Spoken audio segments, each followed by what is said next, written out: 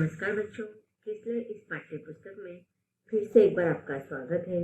आज हम किसले इस पाठ्य पुस्तक से पाठ क्रमांक 20 पढ़ने जा रहे, जिसका शीर्षक है यशस्विनी। यशस्विनी इस पाठ का यह सेशन क्रमांक पहला है। यशस्विनी यह एक कविता है और इसका अर्थ होता है यश प्राप्त करना, सफलता प्राप्त करना। अब हम इस कविता के द्वारा इस कविता को विस्तार से पढ़ेंगे, समझेंगे। सब लोग जल्दी से पाठ्य पुस्तक निकालेंगे। पाठ्य पुस्तक में हम इस कविता को विस्तार से पढ़ते हैं। यशस्विनी पाठ क्रमांक 20। सबसे पहले हम इस कविता के पंक्तियों को पढ़ेंगे, उसके बाद हम एक एक काव्यांश को या पद्यांश को विस्तार से पढ़ेंगे, समझेंगे। मत उसके नभ को छीनो तुम, मत तोड़ो उसके सपनों को। वह दान दया की वस्तु नहीं, वह जीव नहीं, वह नारी है। अगर कर सकते हो कुछ तुम भी, तो कुछ न करो, यह कार्य करो। जो चला गया पर अब जो है, उसको संवारना आर्य करो। क्या दादी नानी चाची माँ बस यह बनकर है रहने को। निर्जीव नहीं वह नारी है, उसे तेरेसा बन जीने दो, उसे इंदिरा बन जीने दो। हाँ, तोड़ो उस बेड़ी को जरा, जिसमें नफरत की कड़ियाँ है। फिर पंखों को खुल जाने दो, उसे कल्पना बन जीने दो, उसे लता बन जीने दो। पग नूपुर कंगन हार नहीं, तुम विद्या से श्रृंगार करो। तुम खुद अपना सम्मान करो, अपना नारीत्व स्वीकार करो। इस कविता की कवयित्री है बेनी रानी। अब हम इस कविता को विस्तार से पढ़ते हैं और समझते हैं। अब कविता के पहले पंक्तियों में कवि पुरुष प्रधान संस्कृति का वर्णन करते हुए, मानव को उद्देशित करते हुए यह कविता की पंक्तियां कह रही है। हमारी भारतीय जो संस्कृति है वह पुरुष प्रधान संस्कृति मानी जाती है। आज के आधुनिक युग में भी नारियों का महत्व पुरुषों की अपेक्षा पीछे ही पाया जाता है, जबकि नारियों ने आज हम देखते कि सभी क्षेत्रों में अपना योगदान पुरुषों के समान ही दिखाया है। पुरुषों से कम नहीं है आज की आधुनिक नारी। और इसी पर आधारित इस कविता में नारियों के प्रति सम्मान व्यक्त किया गया है। कविता के पहले काव्यांश में कवयित्री कहती कि मत उसके नभ को छीनो तुम, मत तोड़ो उसके सपनों को। वह दान दया की वस्तु नहीं, वह जीव नहीं, वह नारी है। अब कवयित्री कहती है कि हे पुरुषों, हे मनुष्य, हे मानव, हे पुरुष, नारी की स्वतंत्रता को तुम मत छीनो, उसके सपनों को साकार होने दो। नारी केवल दान दया की वस्तु नहीं है।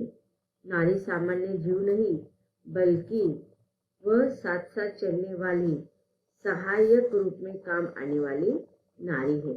अब यही बात समझाते हुए कवयित्री हमें बता रही है कि देखो मनुष्य ने क्या किया है, मानव ने, पुरुष ने अपने पुरुष प्रधान संस्कृति में अब हमेशा स्त्रियों को दुर्गम ही स्थान दिया गया है। हम प्राथमिक स्थान किसे देते हैं?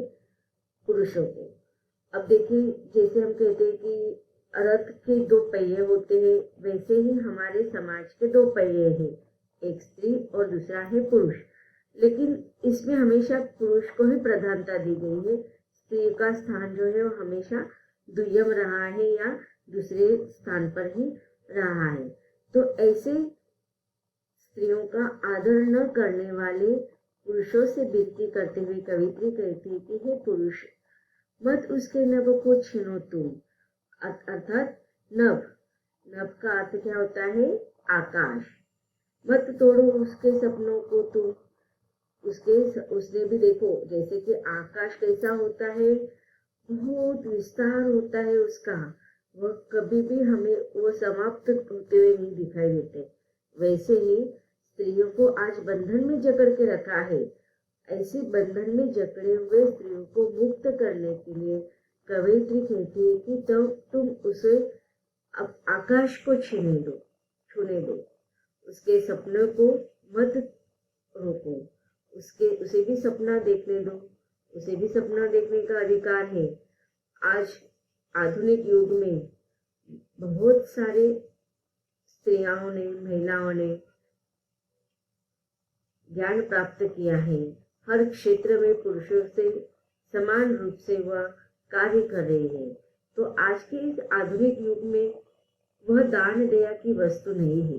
दान, अब देखिए, जब किसी घर में लड़की जन्म लेती है तो उस समय से ही उसकी तरफ अलग नजर से देखा जाता है, उस पर अलग संस्कार किए जाते हैं।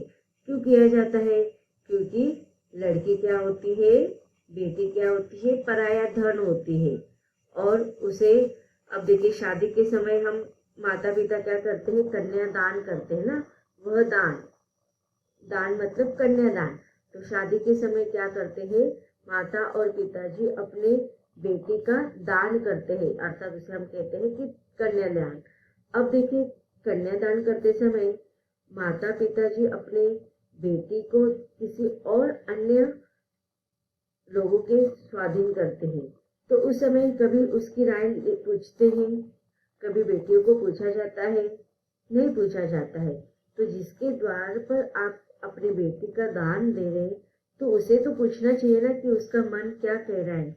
अब देखिए, आज आधुनिक युग में सरकार भी बहुत सारी ऐसी योजनाएं बना रही है कि जिससे कि स्त्रियों पर सदियों से जो अन्याय होते आ रहे वह उससे बाहर निकल पड़े। जैसे कि पर्दा प्रथा थी, वह बंद हो चुकी है। उसके बाद बाल विवाह पद्धति जो थी वह भी बंद हो चुकी है।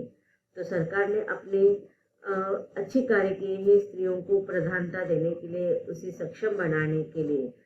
तो आज स्त्री की जो शादी की उम्र होती है वो लगभग 18 से 20 से मानी जाती है। तो वह उस समय तक मैच्योर हो जाती है, उसे सही और बुरे का फर्क समझ में आ जाता है। तो ऐसे में भी अगर कोई माता पिता बेटी को अपने जीवन का बोझ समझते हैं तो उस पर हमेशा दया दिखाती रहती है। ये तो लड़की है, क्या करेगी, वो पढ़ेगी लिखेगी नहीं, उसकी शादी हो जाएगी तो वो ससुराल में जाएगी, तो उसे क्या आना चाहिए, तो उसे पहले खाना बनाना आना चाहिए, घर बार संभालना आना चाहिए। तो उसके प्रति हमेशा दया की भावना दिखाई जाती है। तो नहीं, ये बहुत ही गलत बात है। तो यहाँ पर कवित्री ये कहती है कि वह आज केवल कन्यादान करने का साधन नहीं है और न केवल दया का पात्र के साधन है। वह जीवन नहीं है, वह नारी है। उसके अंदर, अब देखिए, जीव तो बहुत सजीवों में होता है, तो कीड़े मकोड़े में होते हैं, पशु पक्षियों में होते हैं। तो स्त्री भी क्या कीड़े मकोड़े की जैसे ही जीवन यापन करेगी? नहीं, वो कौन है? नारी है। उसे भी अपने जीवन जीने का अधिकार है। उसे अगर अपने शिक्षा ग्रहण करना है तो उसके मन के अनुसार उसे शिक्षा ग्रहण करने के लिए प्रोत्साहित करना चाहिए। अगर उसे शिक्षा में मन नहीं लग रहा है, किसी और स्थान पर उसका मन लग रहा है, किसी को देखो, बहुत सारी बेटियां होती है घर में कि उनको माँ बाप क्या करते हैं, खिलौने के रूप में गुड्डा गुड़िया ला देती है, तो नहीं। या फिर देखते हैं हम किचन सेट ला कर देते हैं, खिलौने ला कर देते हैं, तो उसमें घर जो छोटा किचन होता है वो ला कर देते हैं। लेकिन नहीं, वो भी तो चाहती है, वो भी तो फुटबॉल चाहती है, वो भी तो कैरम चाहती है, वो भी तो चेस चाहती है, वो भी तो मैदान में जाकर खेल खेलना चाहती है, वो भी तो कबड्डी में आगे बढ़ना चाहती है, वो भी तो हॉकी में आगे बढ़ना चाहती है। तो नहीं, वह केवल जीव मात्र नहीं है, उसके अंदर भी मानव का हृदय है, वह भी आगे बढ़ना चाहती है। इसीलिए कवयित्री यहाँ पर कहती है कि वह दया का पात्र नहीं है, वह नारी है। उसके नारीत्व का आप सम्मान करो और उसे सपने देखने का अधिकार दो उसको, और उसे भी आकाश की सफलता प्राप्त करने की मुभा आप दो। कविता के अगले पंक्तियों में कवि कहते हैं कि अगर कर सकते हो तो कुछ भी तुम, अगर कर सकते हो कुछ भी तुम, तो कुछ न करो, यह कार्य करो। जो चला गया पर अब जो है उसको संवारना आर्य करो। अब इस कविता के पंक्तियों में कवि कहते हैं कि आर्य आर्य किसे संबोधित किया जाता है? पुरुषों को। तो इस पुरुष प्रधान संस्कृति में कवयित्री पुरुषों से यही कामना करी है कि अगर तुम्हें कुछ करना भी है, स्त्रियों के लिए, नारियों के लिए, अगर तुम्हें कुछ अच्छा कार्य करना है तो उसके लिए पहले तुम कुछ मत करो, और यही सबसे बड़ा कार्य तुम्हारे तरफ से स्त्रियों के लिए हो सकता है। क्यों ऐसा कहा है? अब देखिए यहाँ पर कवयित्री का पुरुष सभ्यता की तरफ, पुरुष प्रधान संस्कृति की तरफ, या पुरुषों की जो विचारधारा है ना उसके तरफ एक क्रोध मन में दिखाई दे रहा है कि कुछ मत करो तुम, यही सबसे बड़ा कार्य होगा। क्यों? जो चला गया है पर अब जो है उसको संवारना आर्य करो। अब देखिए यहाँ पर जो चला गया है इसका अर्थ क्या है? पर अब जो है उसे संवारो, उसे संभालो, इसका अर्थ क्या लेना है हमें?